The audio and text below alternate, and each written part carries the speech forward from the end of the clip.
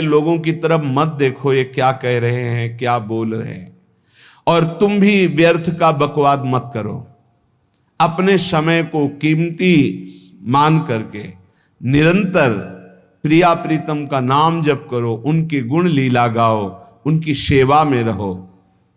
कभी प्रपंच की बातें, कभी प्रतिष्ठा का चिंतन, कभी नाना प्रकार के मान सम्मान का चिंतन, ये घुसने ना पावे हृदय में।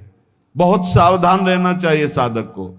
ऐसी बातें देखो मत, ऐसी बातें सुनो मत जिससे तुम्हारा हृदय उद्विग्न होकर प्रभु का चिंतन छोड़ दे। बंद करो अभी। अन्य लोगों के संग का त्याग कर दो, जो भगवत विमुख वार्ता करते हैं, संत निंदा करते हैं, दूसरों की निंदा करते हैं। कुछ हाथ नहीं लगता, ये लोग दुर्गति को प्राप्त होने वाले हैं। भक्तन निंदा अति बुरी भूल करे जिन कोय, किए सुकृत बहु जन्म के छिन में दारे खोए। पर निंदा के किए ते नहीं, आवत नहीं कछुआत, मूर्ख पर्वत पाप को ले चल अपने साथ।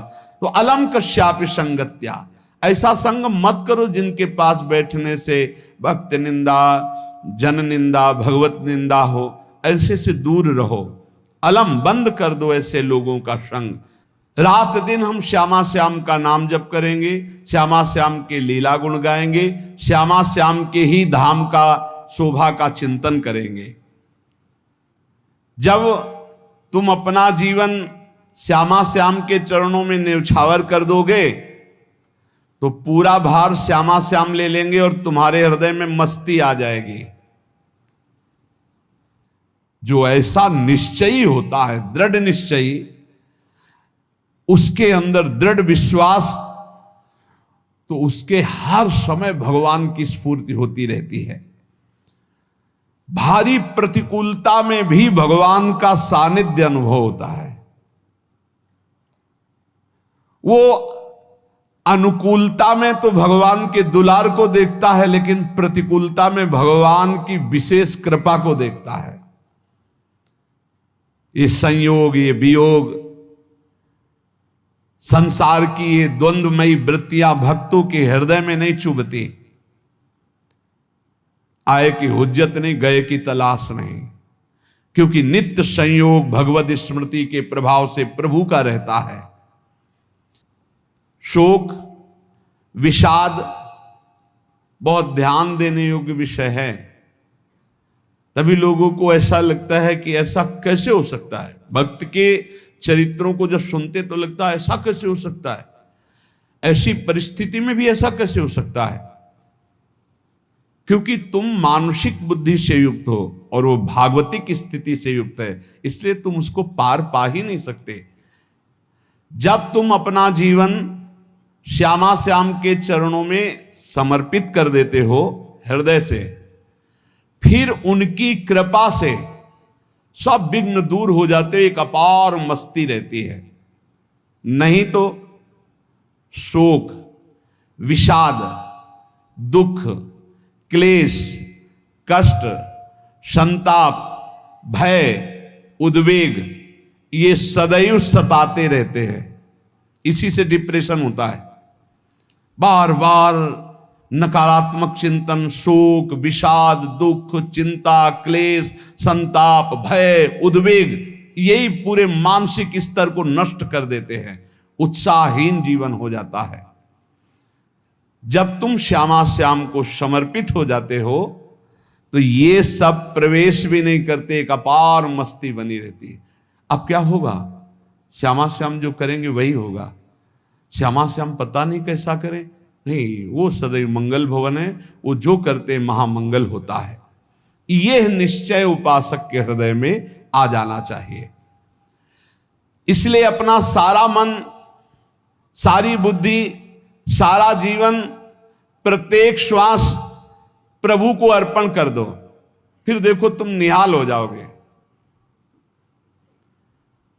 दुख, शोक, विषाद, क्लेश, कष्ट, संताप, भय, उद्वेग, ये उसी को व्यापते हैं जिसने अपने जीवन को प्रभु के चरणों में अर्पित नहीं किया।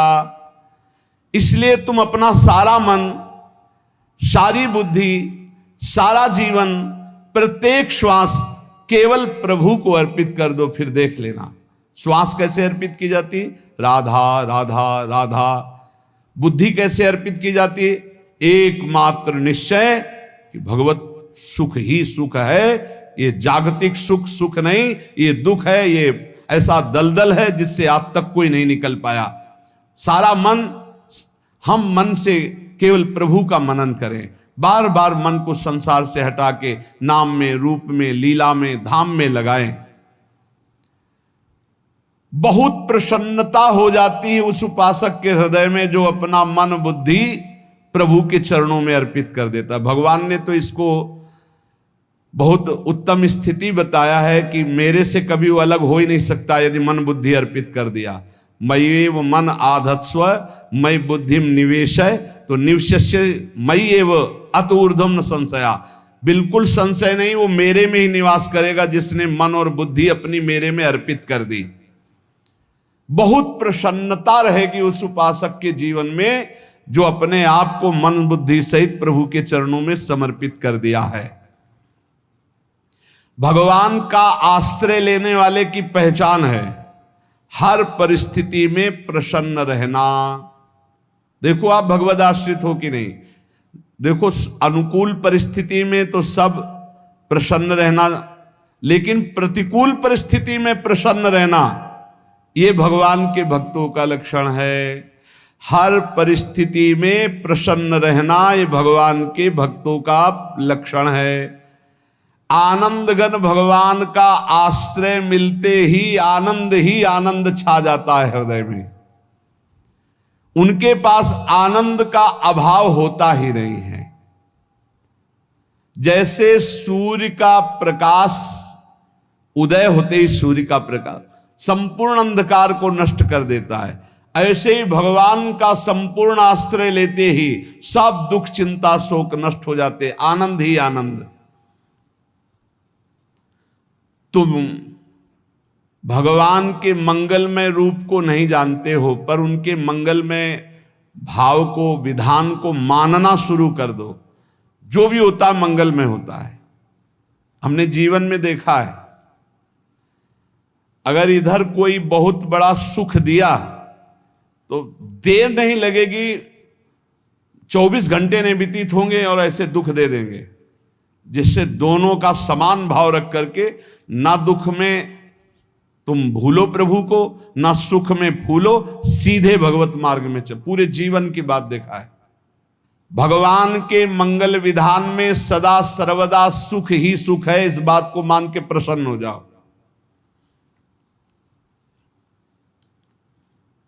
जब भगवान का भजन करने वाले की तन्मयता बढ़ती है भजन में,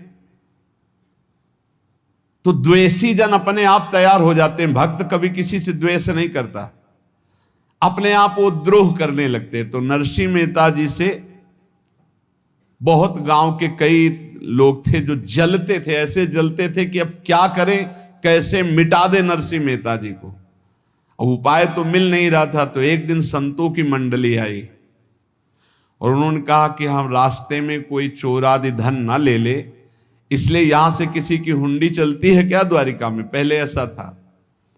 बोले हाँ हमारे यहां बहुत बड़े सेठ हैं नरसिंह मेहता जी, पर आप कहोगे वो मना कर देंगे। कई बार कहोगे, अगर वो स्वीकार कर ले तो वहां। और उनका लक्ष्य था कि नरसिंह मेहता जी की तो खाने की भी सुविधा नहीं थी, हुंडी कहाँ की बात आई। उनका था कि जब वो ना कहेंगे तो संतजन नाराज हो जाएंगे, अगर हाँ कह दिया तो वहां हुंडी चुकेगी नहीं, तो संतजन अपने आप इनको शाप दे देंगे, अपराध बन जाएगा, ये नष्ट हो जाएंगे। संतों को भेजा नरसिंह मेहता जी ने, सबकी दंडवत की, चरण पखाड़े। तो उनका ये इतना रुपया है, द्वारिका में साधु सेवा हम करेंगे, वहां तुम्हारी हुंडी चलती है, तो आप अरे उनका आप कहाँ भूल रहे हो, यहाँ खाने की भी व्यवस्था। बोले हमें सब पहले से बता दिया गया कि आप मना करोगे, बार बार मना मत करो, हमें पता है। तो उन्होंने ठाकुर जी की तरफ देखा, बोले क्या लीला है प्रभु, संतों से हम क्या कहें, ये ले रुपए। उस समय स्वर्ण की मोहरें चलती थी, बेच के बाजार से खूब उन संतों को पवाया, उन्हीं संतों की सेवा की। और उनका अपने सेठ का नाम तो बताओ जहां हमें जाके हुंडी मिलेगी। सेठ सावल सा सेठ।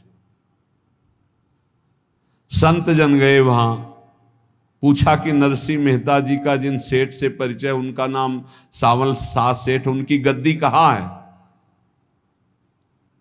तो जो कुछ भक्त थे वो द्वारिकाधीश की तरफ संकेत करते कि वही हैं।